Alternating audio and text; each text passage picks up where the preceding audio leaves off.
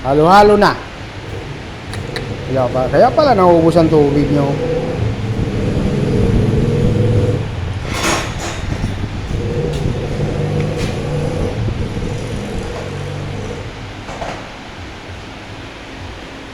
Pinagawa daw ito sa mga shop. Ayan na.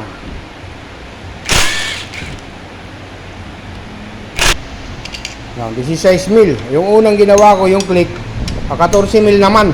Ganun din, top overhaul. 17 na ata sa akin. 17 na.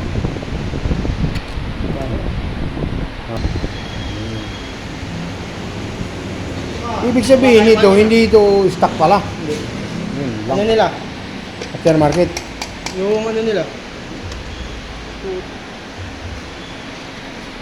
Wow, pinalawang.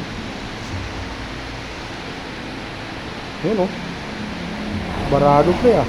Dapat hindi ganito to. Uy, ano?